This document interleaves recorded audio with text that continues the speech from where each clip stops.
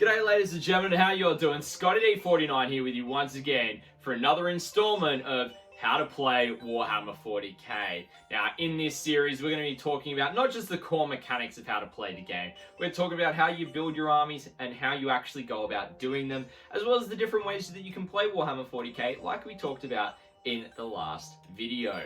Now, today's video we're going to get stuck into the army list construction side of this series, and today we're talking about power level versus points.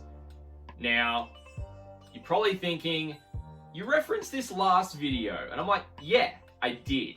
And that's why I'm covering it right now, to cover it straight away, second video in, so you guys get the idea of what we're going to be talking about going forward, because the next couple of videos we're going to actually talk about how to build an army list. So, I'm not just going to talk about how each method works, I'm also going to look at the pros and cons of them and what style of gameplay each method is used in. But before we go any further, ladies and gentlemen, if you do want to catch more of these videos, feel free to hit that subscribe button down below. Drop a like and drop a comment in the comments section as well. I'd love to hear your thoughts on the video. And if there was anything I missed when it comes to talking about points and power level as well. But without further ado, ladies and gentlemen, let's get into it.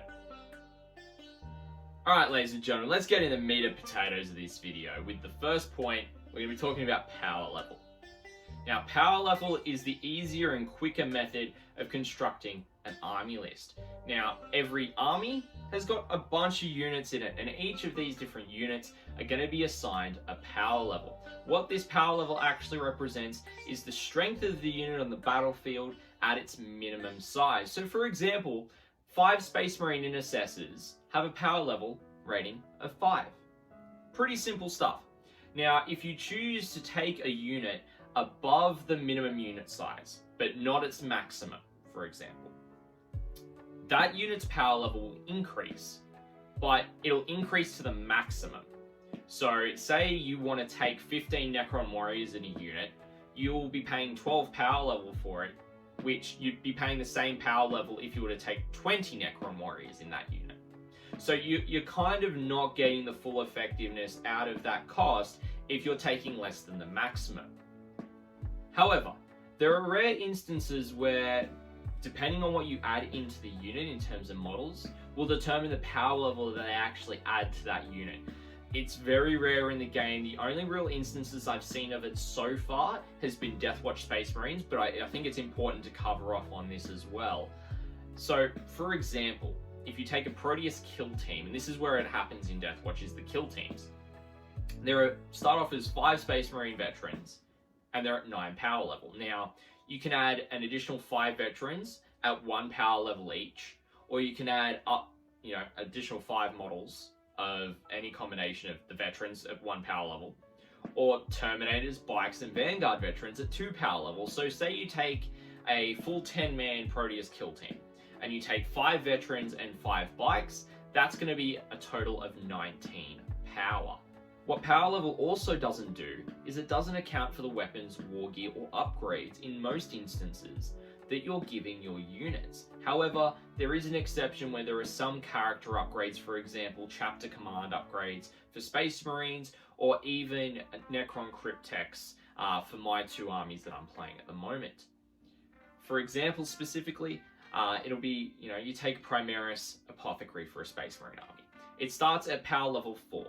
If you want to make that a Chief Apothecary, you're going to add 1 power level to it, which means it's going to become power level 5. Now, unfortunately, power level is only generally updated once a year, apart from when a codex gets updated, which it can actually lead to some units being over or under costed in terms of power level when playing the game. So really the pros of power level, if you are wanting to use it, it's relatively quick to build an army list using this method if you don't have an army list ready to go when you're rocking up your local game store for a pickup game, or you've got an unorganized, friend coming around that you organize an hour beforehand, you just need to slap together an army before you have to get all the terrain and tables out and all that kind of stuff.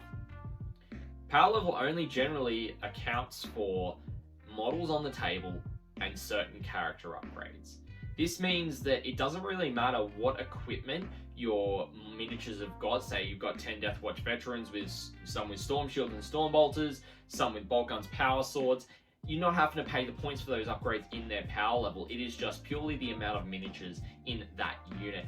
And same with character upgrades, as we said, if it's taking like Cryptek Arcana, or also taking, chapter command upgrades for Space Marines. Things like that will generally see a power level increase.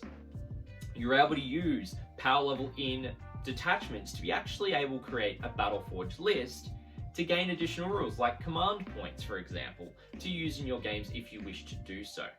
It is the commonly used format when you're playing narrative games, and it's specifically the format used for army construction when it comes to creating Crusade army lists. However, the cons are, as I've already touched on, most units only have a power level of the minimum or the maximum, so if you don't have full-size units to be able to build, then it means, unfortunately, you're going to be paying the maximum instead of the minimum for that unit. It's not regularly kept up to date, so you're going to see a power level shift when your codex or supplement releases, but also when they do the yearly updates as well. Now, you could be waiting a full 9 months for that update, or you could be waiting 12 months until you actually get your codex, the following year. And it can be difficult when creating a list to get to an even power level. Say you're trying to play a 75 power level game, you might only hit 72, 73, you might be able to get to that 75, so that could lead to some slight imbalances in your matches if you're unable to fully meet that 75 power level, and if your opponent is able to as well. Power level is great, it's quick, it's easy. Yes, it doesn't get updated too often, but if you're looking for more casual games and you're not necessarily worried about everything being costed and you just want to get out and get playing quicker, power level is a great way to go. However, the other option you've got is points, which we're going to get into.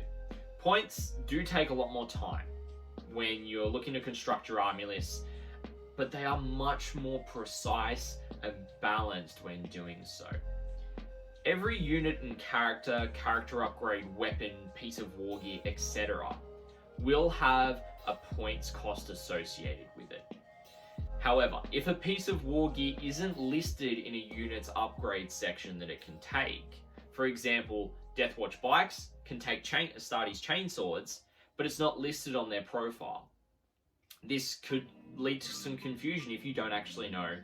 They're allowed to take it, but there's no points cost. Generally, if it's not on that list, it doesn't have a points cost and it's considered free to take. What points allow for is a lot more accuracy in unit balances and points costs, but not only when it comes to the number of models in the unit, but when it also comes to their upgrades and full construction of your army list. So it means that you're having to pay for the models themselves, the weapons that they take, any additional war gear or upgrades as well. Now, the points for each army is not just updated when the codex or supplement is released. They are also updated in a yearly chapter approved document, and we are also now seeing that there is now going to be quarterly, sometimes points updates included in these balance updates when something necessarily becomes a problem within the state of the game. Points are also the most common way that the Warhammer 40k community puts together their army lists, particularly when it comes to organized play events. So, you're probably thinking, what are the pros and cons here? The pros are points account for everything. The number of models you're using, the war gear they've got, the upgrades, everything you have to account for in points. Unlike power level, that just focus on the number of models within the unit. So if you're wanting that more precision in terms of costs and balances of that unit or of your armies on a whole, points is definitely the right way to go. It's the most balanced way to play the game, and it gets the most updates for the health of the game over the course of an edition than power level does. And this is also outside of individual codex and supplement releases. And as I've said, it is the most commonly relied upon army construction method for organized play events, whether that's slow grows, gaming leagues, or multiple day tournaments. However, there are some cons. It's not the easiest method to first figure out. when you're looking to construct an army. Particularly, as I've said, if an item of war gear is not on a units listing and they're able to take it, if you don't know the fact that that's going to be free to take, someone hasn't said that to you, or you haven't made that deduction, you're going to be confused as all heck and think, well, actually, I can't see where I'm able to take this, even though in the unit entry it says I can, the points say I can't. What's the go here? So there's that. If something is missing from a unit's points cost entry, just a reminder, it is free to take and it doesn't cost you any points. Points, when a codex is released, may also be imbalanced. Then something may be overcosted or undercosted, which may end up needing a later correction for it, whether that's in a balance update or a chapter approved. So that's where they're going to be coming out with those updates. Alrighty, ladies and gentlemen, well, there you have it. That's the breakdown of the difference between power level and points. The differences in terms of how they're used, what they're actually being used for, what they account for, what they don't account for, how they're used within the scene, and the general uses of the types of play. Now, I did touch on points and power level in my first video, so hopefully this gives you a good understanding of the ways that you can implement these when building your army lists to play the game of Warhammer 40k. Now, if you do have any questions on these that you want to further query me, feel free to drop them in the comments below, or feel free to drop by when I'm live on Twitch. I stream Tuesday and Friday nights and Saturdays during the day as well, which you can find all the details down below in the description, as well as my Discord server. So if you want to jump in there, interact with other people within the community, ask questions, not just about how to play the game or rules, but also painting tips, army lists, feedback, all those kinds of things, they are more than welcome in the Discord community. But ladies and gentlemen, thank you so much for your time. Thank you for watching the video, and I hope to catch you in the next one. See you soon.